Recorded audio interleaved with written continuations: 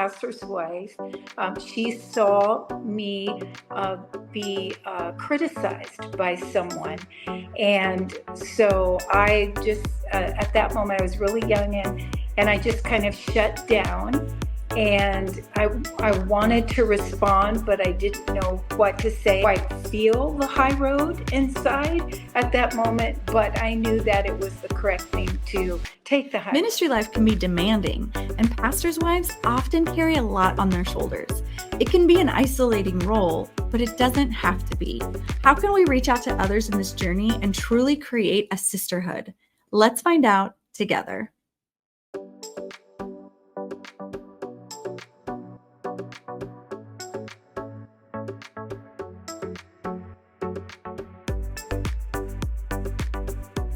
Welcome to the Women of SoCal Leadership Podcast. I am here with my awesome co-hosts, Regina Haro and Rhonda Martin. Thank you guys so much for joining me today. I'm excited about this topic. How about you?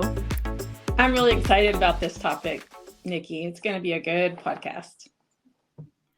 Yeah, this is something that, Regina, I know you are really good at, is joining women together and kind of creating a sisterhood environment. You do this through your regional gatherings with pastors' wives all over SoCal.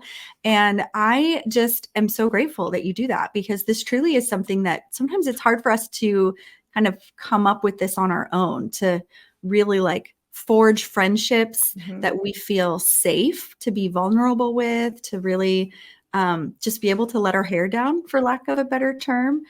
Can I ask you and Rhonda, before we bring on our guests, how have you kind of navigated some of this in your own journey? Go ahead, Rhonda. Since we're just coming out of Network Conference, one of the mornings we received a card that said, find somebody that you can partner with this next year, and once a month, either text them or email them to connect and make a new friend. And so I was able to do that, and I connected with someone else.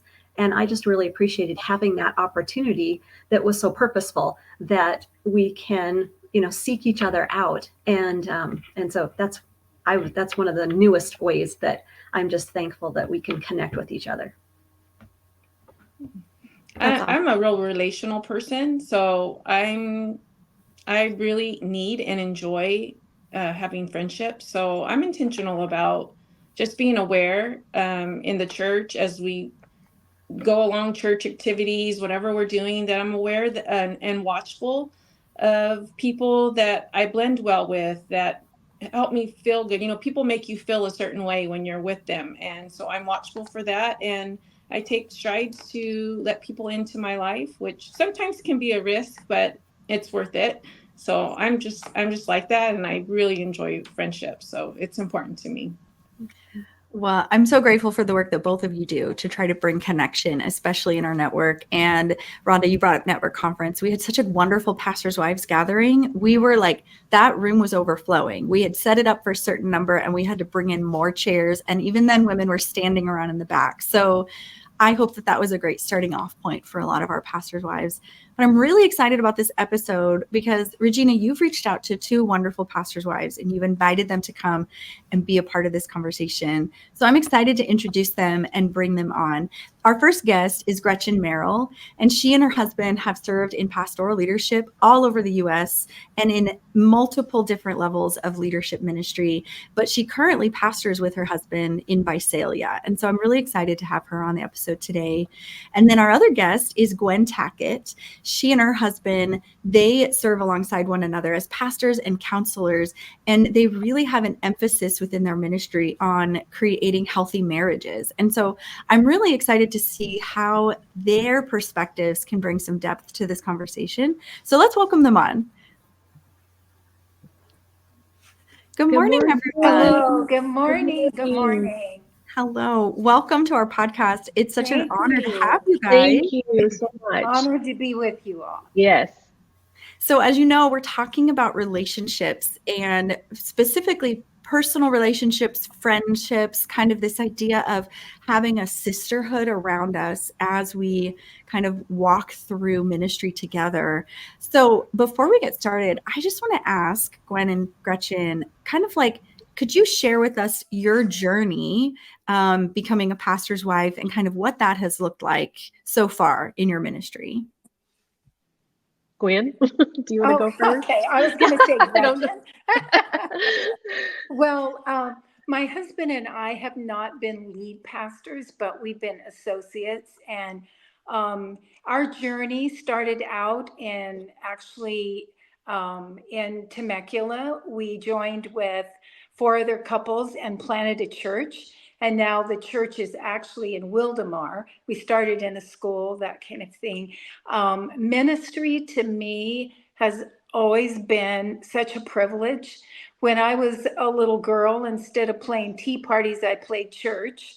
Wow. I know that's really crazy and maybe weird, but it was just how I was made, I guess. So for me to transition into a place of ministry as a pastor's wife and then also a pastor was just something that I dreamed about and wanted and desired.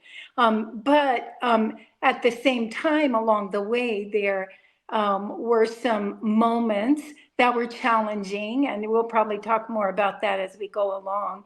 A little bumpiness in our marriage that leads us to the place where we're at right now.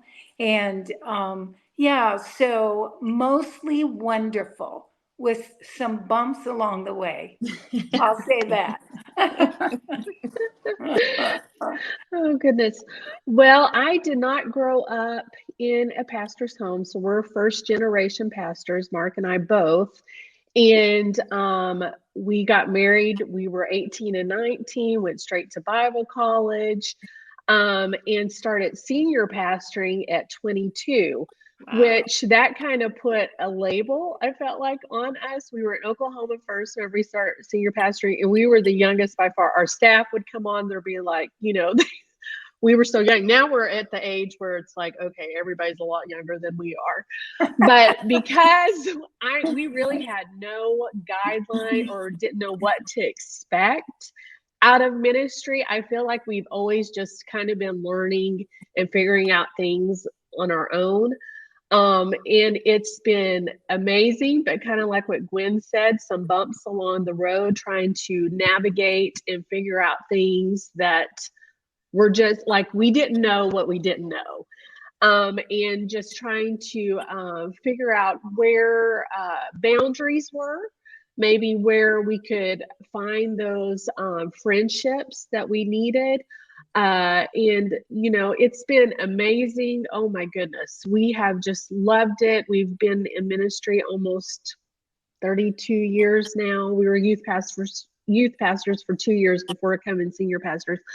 And it's been amazing, but several little hiccups that we've just learned to navigate through, and our kids are now serving in ministry. My daughter's ordained with the Assemblies of God. And it's been a wonderful, wonderful thing that we have just loved. That's awesome.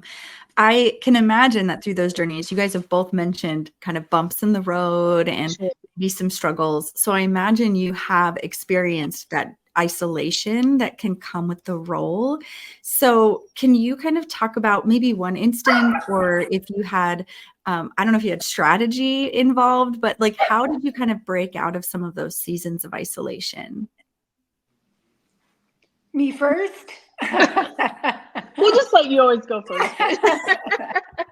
I think as we progressed in ministry and were more and more raised up in our counseling ministry, my part of isolation becomes when I'm even in a social setting, people want counseling. And so I had to make a decision. Do I build a boundary that I say, no, please make an appointment? Or do I, at that moment, just allow the Holy Spirit to really prompt my heart? If this is a moment we need to go in a corner somewhere or talk a little bit after the social event, or and so I relate to the person that felt like they couldn't go to the gym.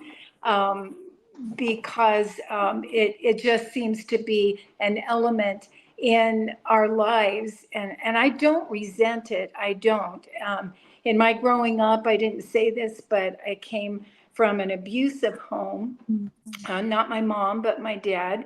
And he finally came to Christ. He's in heaven now. But it was very dysfunctional, very toxic kind of environment. And so I know the hurt that some people are in, and I know the loneliness that some pastors' wives can feel. They come from maybe a large community of believers where they're networking with all kinds of people, into maybe a remote area where they don't have a lot of friends, and they're trying to establish their rights, if you will, and their ability to be that pastor's wife. And people have expectations, so there's disappointments. And for me, it's being pulled on, and me making that decision when I go out today. Am I going to be open to that, or is it better that I just click on Amazon what I need and not go out? Yeah. So, Well, I feel that going through ministry, especially in the early days, I mean, like I said, we really didn't know what was expected, but feeling like you had to be on all the time, if you probably know what I mean by that. Just anytime you even met someone at the grocery store or whatever, like you just had to put that smile on and hey, bless you today, just had to be on. And it just wears you out. It just wears you out when you feel like you just can't let yourself just relax and be down. And so it was really important to us over the years to find those people who were like, hey, you can be yourself. You don't have to be on with us. We don't have to talk about church. We can talk about what are we going to barbecue this weekend or whatever. And so that was like really important to us, to find that connection with people that could let us be ourselves, because there were several times where we, over the years, were just worn out from just like getting pulled all the time. We loved it. I mean, this is what we felt called to do, but over time, it's just can be exhausting. And so we've really had to set boundaries, and we know where those boundaries are now, and to, just really stick to those times, where we have our family time with our family. And sorry, it's on the calendar. We're not, we can't go do this night because this is on the calendar, and to stick to that, which is very important.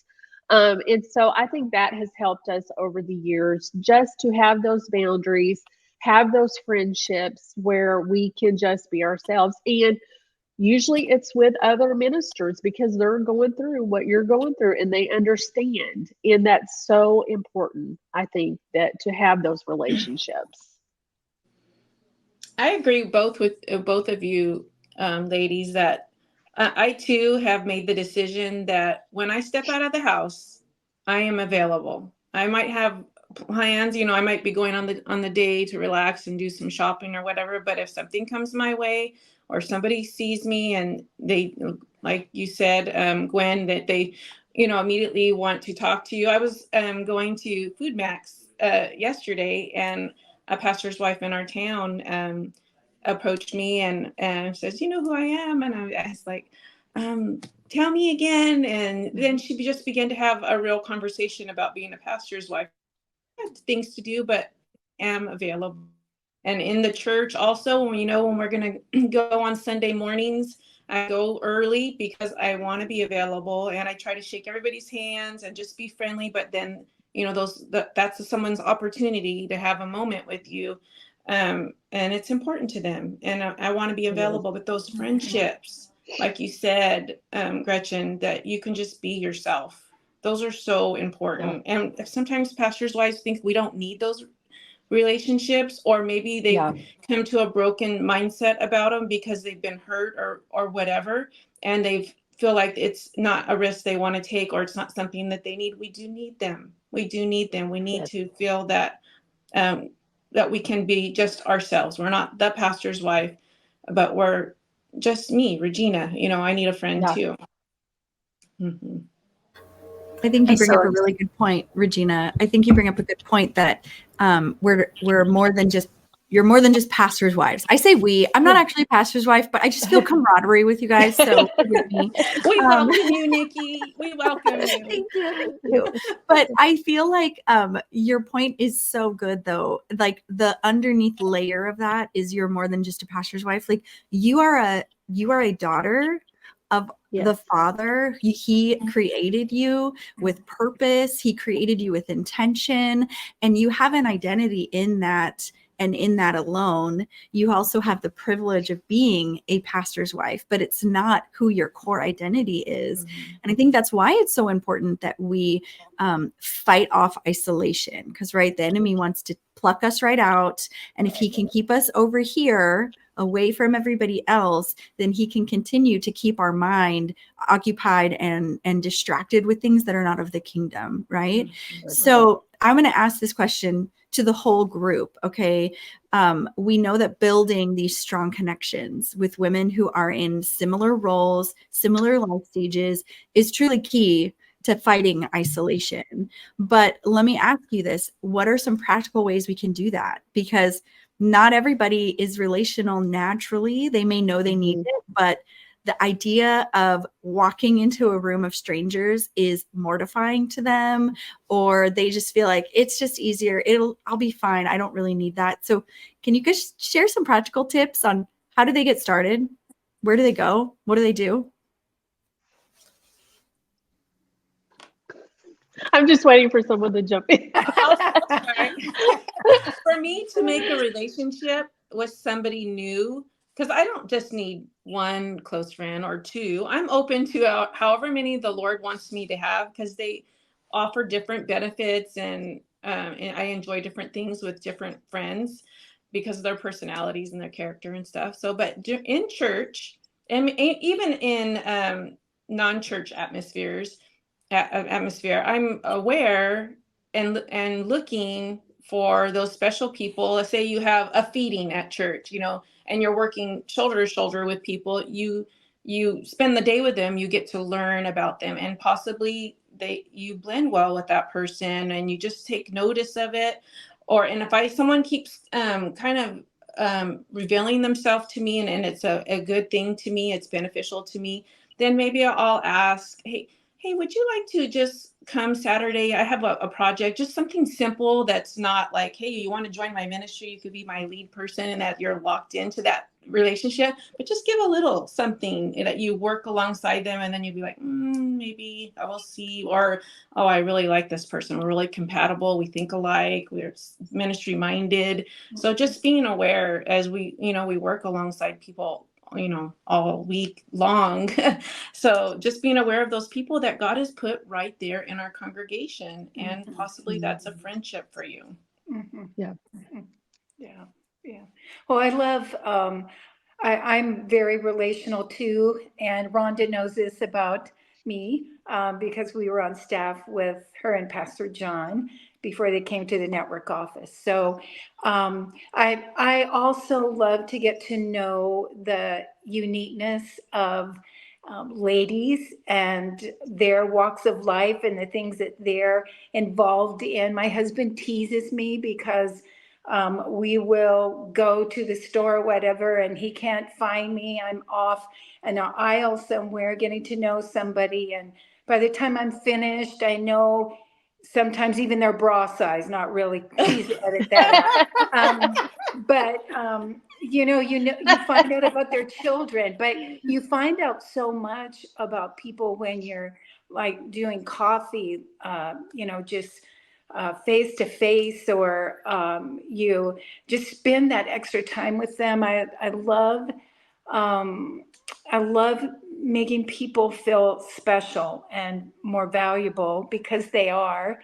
And I think for especially younger pastors' wives coming into maybe their first pastorate or on staff at a church for the first time.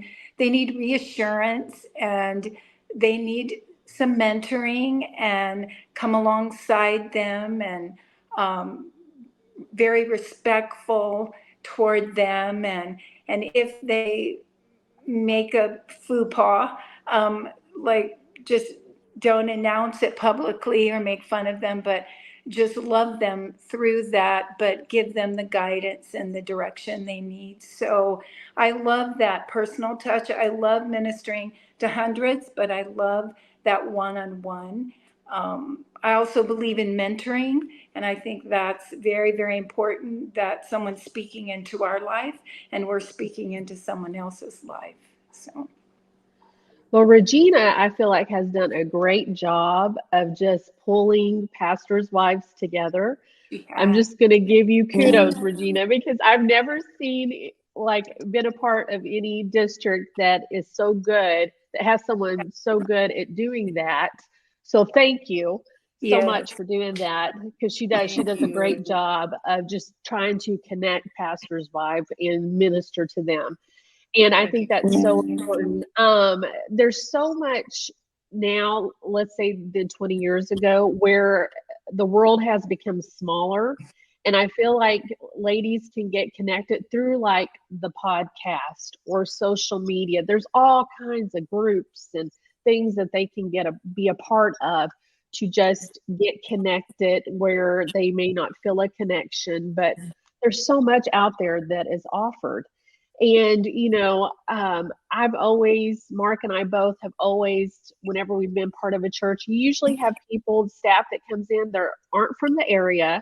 They're moving across maybe the continent. That's what I said when we moved from Georgia. We were moving across the continent, and they don't have families. So every time we've had staff come on, those pastors' wives, and usually we'll have kids and they're worried about babysitting. We just try to love on them, bring them in as a family. We've done so many holidays with staff because, we don't live around family.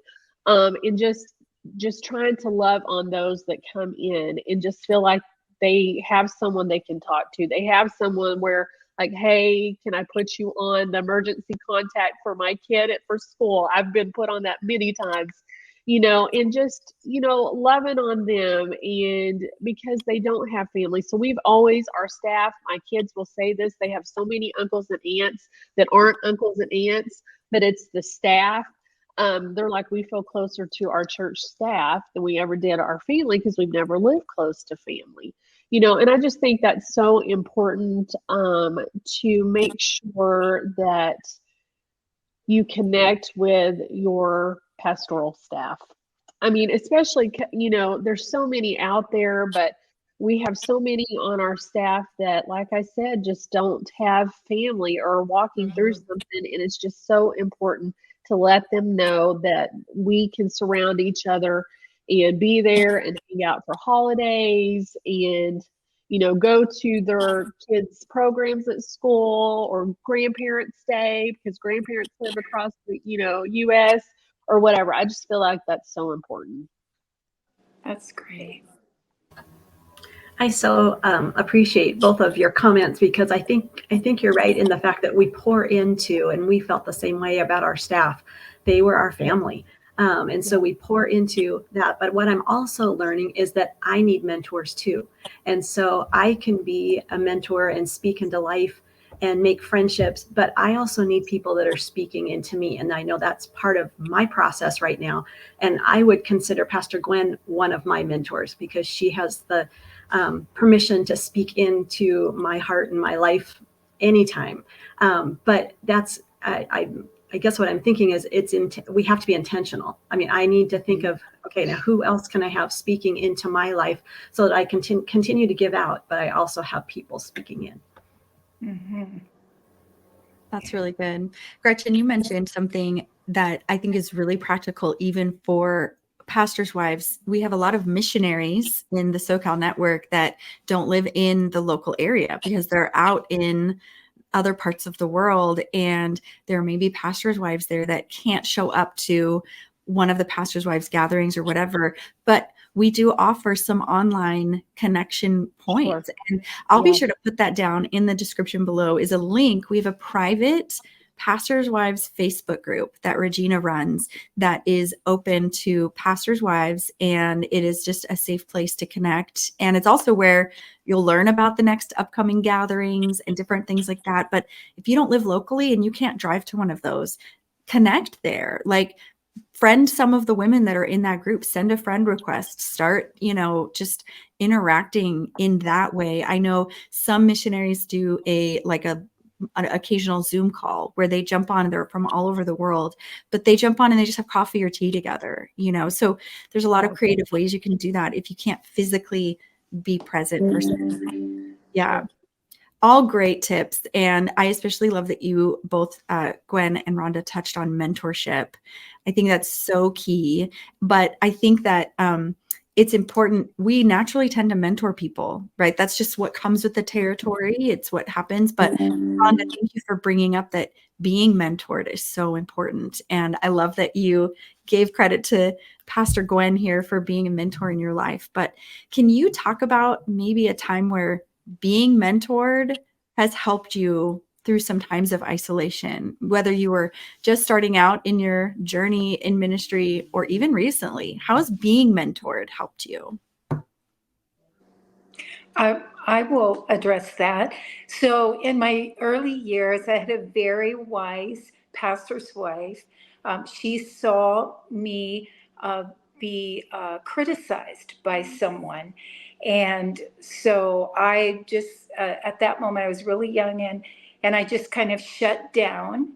And I wanted to respond, but I didn't know what to say. I didn't want to say the wrong thing, nor, I was wanting to take the high road.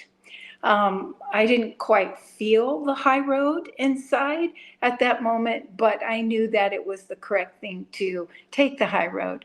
But she walked up to me just a few minutes later, and she took both of my hands and she said, "May I just share something with you?" And so she shared with me when people criticized her, or she came under attack by a personal comment or criticism, she would just kindly say to the person, "Well, just please pray for me." And it would just dismantle the person that was ready to kind of debate back and forth about the situation. So I've adopted that through the years, and even given that to other young pastors' wives. And I think mentoring is just so incredible. And I had some people in my younger years, especially, that spoke into my life at very strategic moments. And had they not done that, Nikki, I would have isolated, even possibly maybe to the point of depression or backing away or wanting to give up. And I think that there are young pastors' wives that need our words and need our encouragement, and for our eyes to be aware of moments that might be hard for them, or uncomfortable or tender, so that we can come alongside them in that. So I think mentorship is very important. I personally have not had a lot of mentorship. I feel like I'm more of a mentor now because, like I said, as I get older, these things happen. But I have a few pastors' wives that I'm mentoring now, but I can only really think of one precious lady that was kind of a mentor to me when we were in Oklahoma. Her and her husband were the Oklahoma district superintendents for years, Armin and Joanne Newbern. And when they retired, they came to work for us on our staff in Oklahoma. And she was just amazing and just spoke things to my life, because I was not a pastor's wife that played the piano or sang or preached or any of those things that seem to be like, well, if you're a real pastor's wife, this is what you do. And she would just keep it so real with me and just say, listen, you do not have to do those things. God has called you. Everybody, if you feel like you're called, God's going to use those gifts that he's given you that maybe he hasn't given those singers and piano players, and everything. And so she really just kind of took me under her wing, and whenever they came and just kind of told me to just like, listen, don't compare yourself. It's okay. Don't sweat the small stuff. And those things I've really carried with me throughout all the years. But she is the main one that I would say has been my mentor. I need to be better. When Rhonda was talking about having a mentor, I was like, I really need to do better on that because I don't feel like I have one right now. But I really do feel like it's so important, especially like I said, as I can see the value of me mentoring the younger pastors' wives. I would, especially when I first became a pastor's wife, I was also, it was unusual. I was a fairly new believer when my husband was called into the ministry, and I longed for a mentor. And there would have been so many times that, especially when we became lead pastors, which was early on too, many times I would think to myself, I wish I had somebody to call, or I wish I had a relationship with this person, whoever I thought in my mind as a role model. But I did not have one. And it was just me and Jesus, and learning from my mistakes and watching from afar ladies that I felt were very successful in their role as a pastor's wife.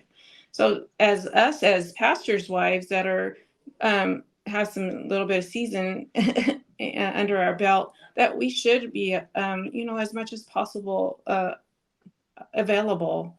And I try to be, especially with the role now with the network, to just be available and for a phone call, for a prayer partner, for whatever it is. I think that's why I've made my availability that everybody does have my cell phone number, because I know as a young pastor's wife, even as an older pastor's wife, that we do need those people that we could say, hey, can I ask your advice on this? Or what would you do in this situation? Or would you pray with me about this? And just have that mentor is so important. Regina, I so appreciate, because you mentor everybody. And so thank you, because I know that your heart is so tender towards that, because you didn't have that. And so you do such an amazing job. And so thank you for letting us partner with you in that. Thank you, Rhonda. Thank you for all you do also. Such an awesome person. Regina, I want to ask you, if you don't mind, tell us a little bit about these regional gatherings. What was the idea behind starting these up? And I mean, how can somebody get involved in one?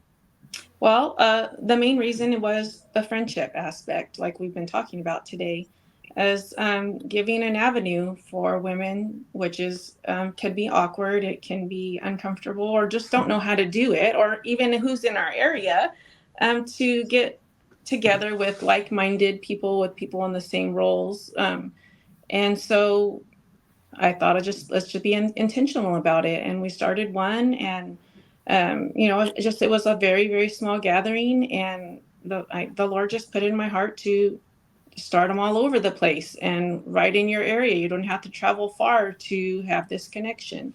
And so they just took off, and we have many of our regions have them. Some of them we still need some hosts. If we don't have them in your area and it's very simple. It's not a lot of, it's not complicated. It's not going to take a lot of your time. If you want to team up with me, and all we do is I allow you to pick a place in your area and call as many pastors' wives that you know, or text, or ask your presbyter for a list, or I have a pretty good list also, and we start texting or calling pastors' wives and say, hey, we're going to go have some coffee. Would you like to join us? And it's very casual, and it's very comfortable. And after we've done it a few times, we do it 3 times a year. And you become friends, and you, like I said earlier, you find those pastors' wives that you just connect with, and you exchange numbers, or You go out on your own sometimes. So it's just been very valuable. And I'm looking forward to all the new connections with pastors' wives and getting into those areas that we don't yet have a meetup. So I love that. I love it. It's been very successful. I hear great stories and I see tons of great pictures online about all of these gatherings. It just looks like it's so much fun. So thank you for doing that. I am just flabbergasted with all the practical tips you guys have provided today.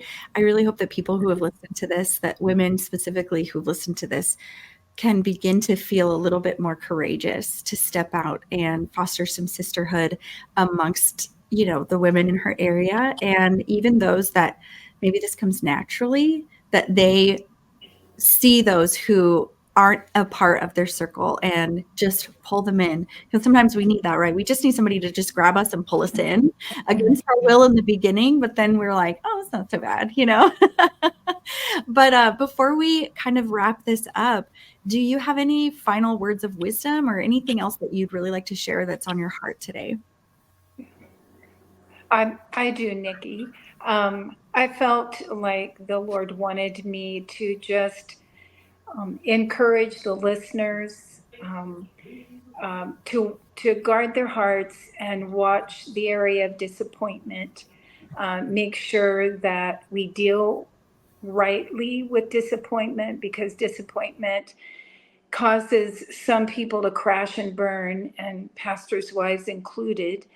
And disappointment can come in all kinds of forms, but usually there's an expectation and then disappointment comes. And so we really need to position ourselves before the Lord and process that and get counseling, talk to our lead pastor's wife if we're an associate, and talk to a friend that is trusted and as a prayer partner, but to really walk that out and not absorb that, because that will accumulate and many times it breeds resentment. So I really felt the Lord wanted me just to encourage us all to watch over that area.